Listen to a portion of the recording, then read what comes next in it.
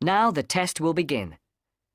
You should answer the questions as you listen, because you will not hear the recording a second time. Listen carefully and answer questions 1 to 5. Platinum Card Service, Rebecca speaking. How may I help you? I've got a few problems with my credit card account. Okay. What is your credit card number? Let's see. It's here somewhere. Ah, here it is. Can I just take the card number, please? Yes, it's 6992 6992 3443 3443 1147 1147 8921. 8921. Right. Can I just check that?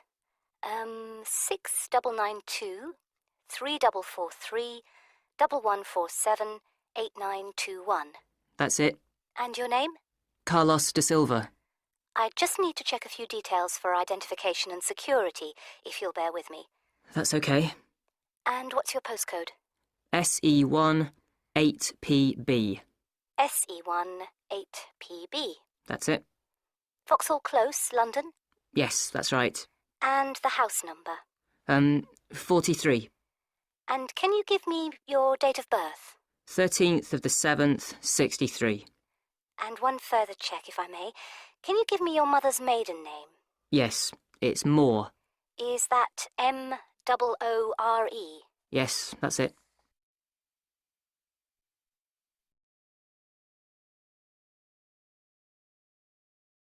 Before the caller and operator continue their telephone conversation, look at questions 6 to 10.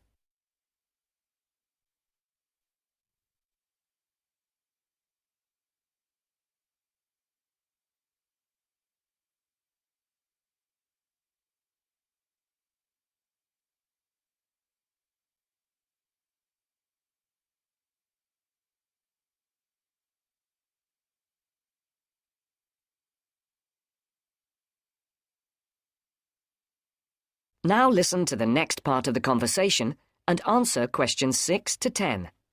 For these questions, there are 3 alternatives: A, B, and C. Decide which alternative is the most suitable answer and circle the correct letter.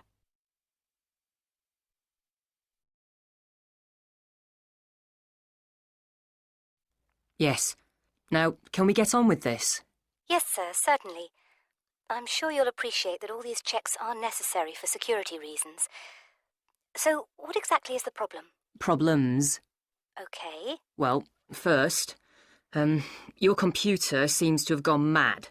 I sent you £500, and on the statement for the account, it shows that I only paid £300. Yes.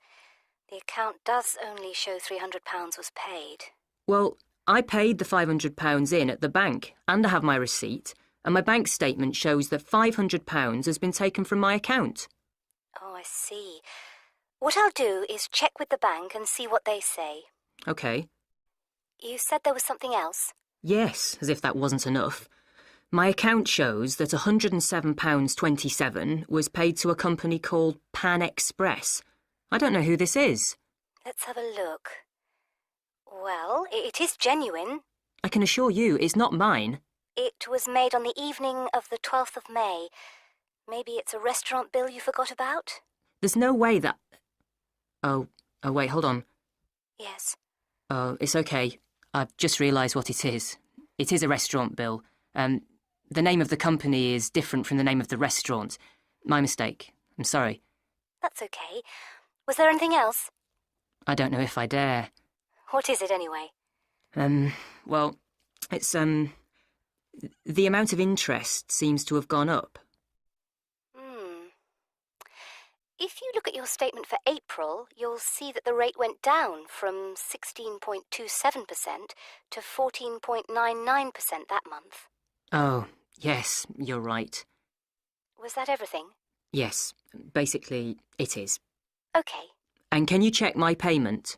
Oh, yes, I'll do it. Can I phone you back? I'll be at home for the next 2 hours. I have to leave at 11. Right.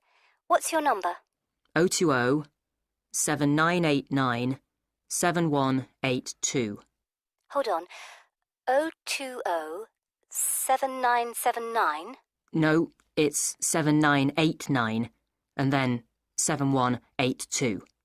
So it's 020 7989 7182.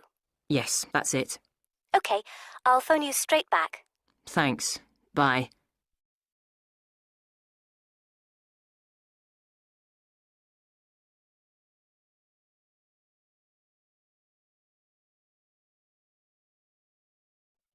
That is the end of part 1. You now have half a minute to check your answers.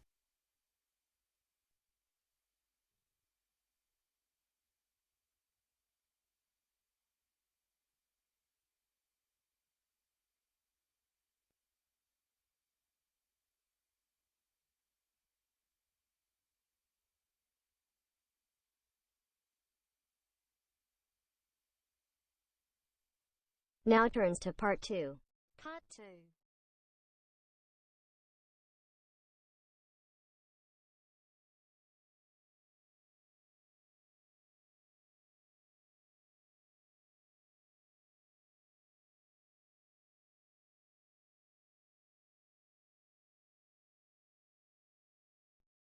You are going to hear a radio interview about giving up smoking. First, look at questions 11 to 13.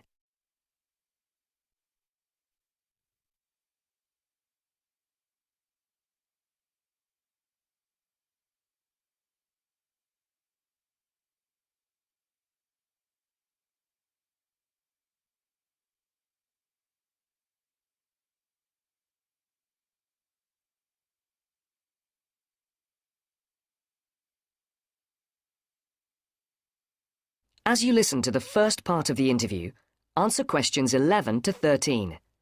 For these questions, there are 4 alternatives: A, B, C, and D. Decide which alternative is the most suitable answer and circle the correct letter.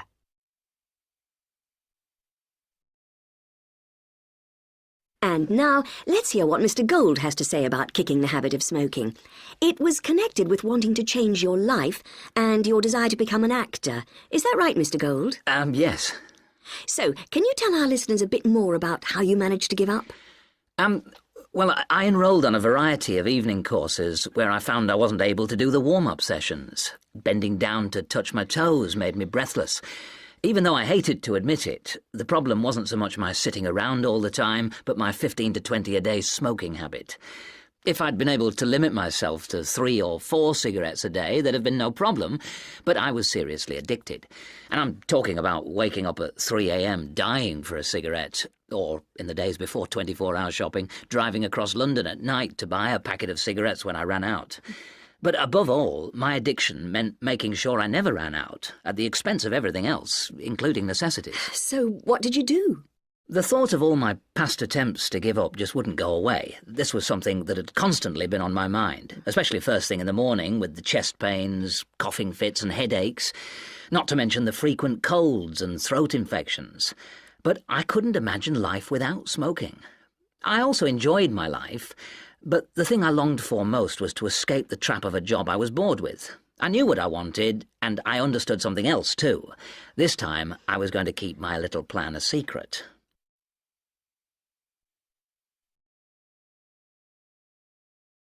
Now look at questions 14 to 20.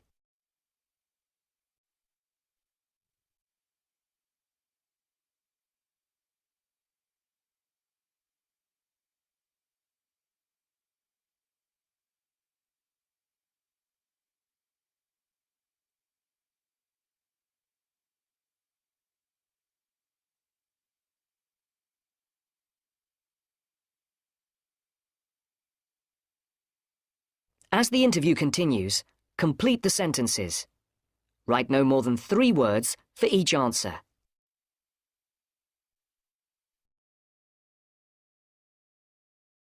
On the 1st of July, I managed to get through 24 hours without a single cigarette. The next day, I got to 48 hours. Then I aimed for 100, 500, 1,000. Easy. It was my own little private game, and I was winning it.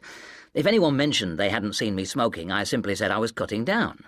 I had to be sure of success. Eventually, A month passed, and I felt safe enough to come out. I'd lost count of the number of hours I'd gone without a cigarette. All I suffered was a couple of bad headaches, and then I was set for my most healthy year ever. Not one single cold for over 12 months. I now realise that the secret of my success was to look upon this as an exciting adventure, a way of helping me to become an actor.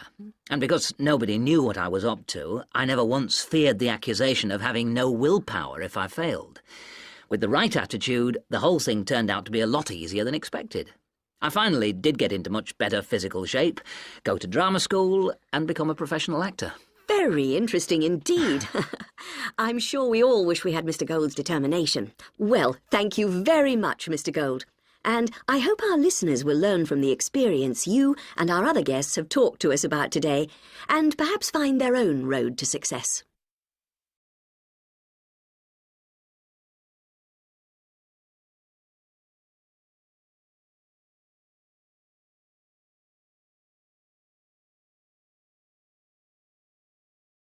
That is the end of part 2. You now have half a minute to check your answers.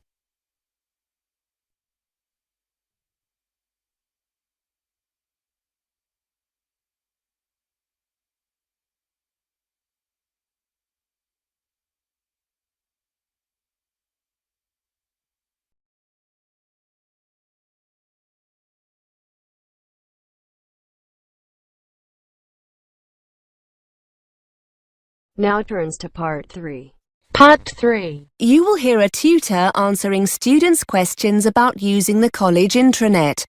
First, you have some time to look at questions 21 to 25.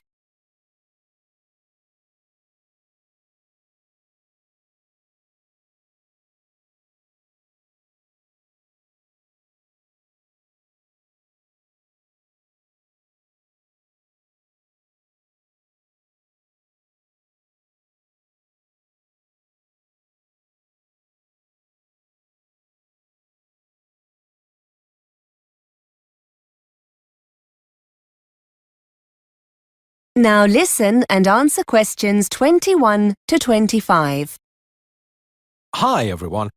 I know you have lots of questions about the college intranet. My inbox is full of messages. I thought it would be quicker and more useful to come in and talk to you rather than respond to all the messages. I'm happy to answer, or try and answer, any questions you have about how to use it when we'll be making things available online. I'm the ICT champion for the department, so hopefully I'll be able to help. Yes, Mark, fire away. Can you tell us when the assignments are going to be put online? If you're talking about your second assignment, that should be on already. I uploaded it last Monday. Wait a minute, let me check the schedule. Here we are. No, tell a lie. It was the following day, the 14th. Tuesday, the 14th of October. Have you logged into the intranet yet? No. If the assignment's there, I'll download it after we've finished. Are you putting all the assignments up? Yes, I've been waiting for your subject tutors to email them to me. As soon as I have them all, I'll put them online. There's a deadline of the 24th of November. All course assignments need to be online by then. That's college policy for all staff, so they'll be there then for sure. Will there be anything else? Timetables, trip information, that kind of thing? Only there wasn't much online for our course last term. I know, but we're making more of an effort this time. We'll be releasing your marks for the first assignment soon. That'll be the 17th of November. You'll find them in your My Grades area. Again, the timetables are already there, Mark. You need to log in. I made these available at the beginning of term in September. According to the schedule here, the booking forms, for those who want to go on the Belgium trip, will be available next week on the 29th of October. So don't forget to check then. You need to get these back to us quickly if you want to go. The trip's coming up soon, isn't it? Let's see. Yes, the 19th of November. Now remember, there are lots of learning materials on the intranet as well. Quizzes, web links. Before you hear more of the conversation, you have some time to look at questions 26 to 30.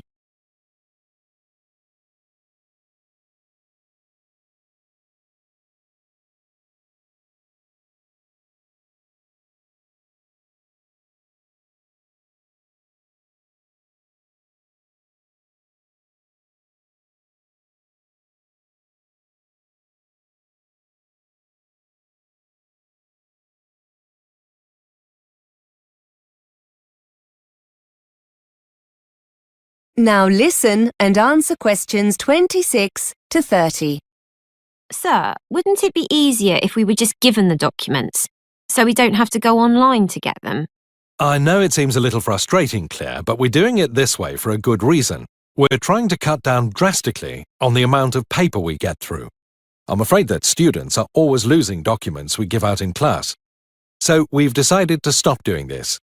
You have a limited printing allowance, which means you'll probably be more careful with any documents you have to print off. Besides, it means you'll always know where the information is when you need it. If you're at home and you forget an important date or need a document urgently, you can always log into the intranet and get it. You said something about quizzes, sir. Yes, we've had permission from the exam board to put some of their past papers online in an interactive form. That means you'll be able to get answers immediately with some feedback. They'll make a nice change from using the paper copies. Most of them are already online, and I'll be putting the rest on over the next couple of weeks. As I said, they're authentic past papers, so you'll get a really clear idea of your progress. Just to let you know, the technology tracks your scores, so your tutors will be able to tell who's having problems and what areas of the syllabus you might need help with. So it's definitely worth spending some time doing them. That is the end of part 3. You now have half a minute to check your answers.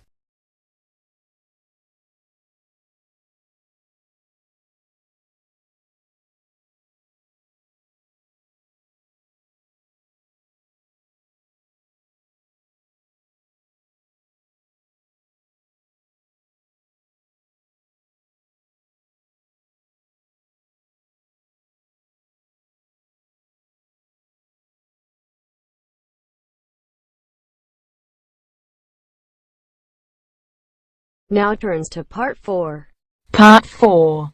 You are going to hear a tutor giving a lecture on the subject of obesity.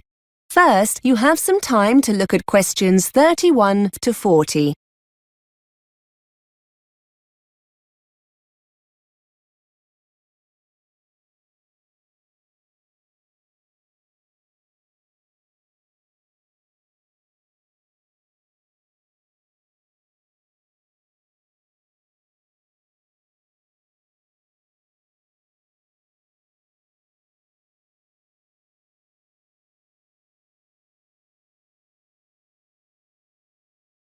Now listen and answer questions 31 to 34.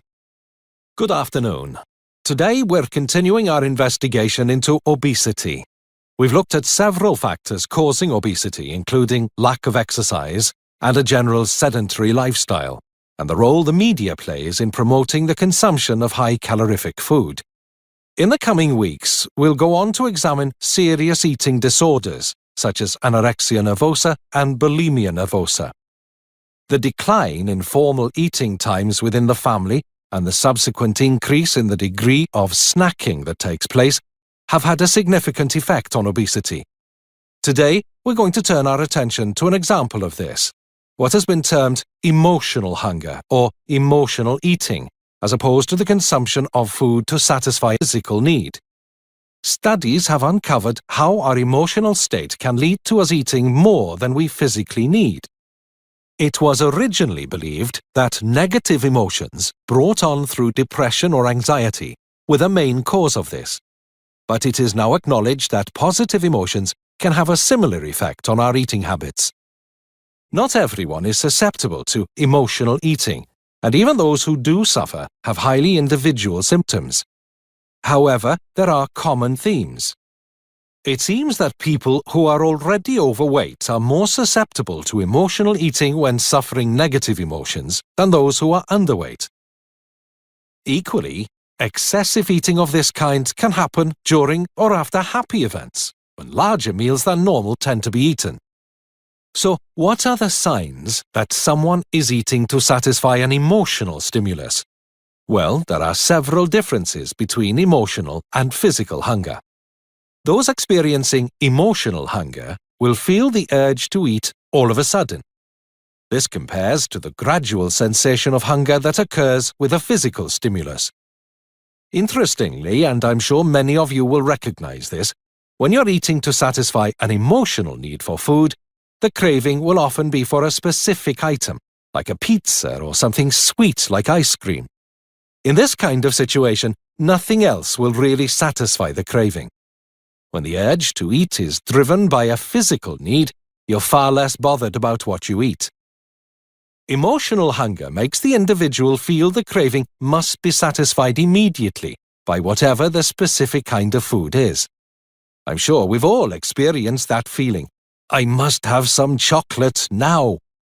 In contrast, the need to satisfy sensations of physical hunger seems less urgent. Emotional eaters will carry on eating even when they're full. A person eating to satisfy a physical hunger will be more likely to stop. Finally, and probably not surprisingly, feelings of guilt often follow emotional eating, but not when eating normally. This has serious consequences for those working with patients suffering with obesity. One way to deal with this is to educate sufferers into understanding the different symptoms of physical and emotional hunger, and to try to help them identify the pressure points during a typical day when daily stresses occur. Being conscious of one's eating habits is the first step in dealing with the problem. That is the end of part 4. You now have half a minute to check your answers.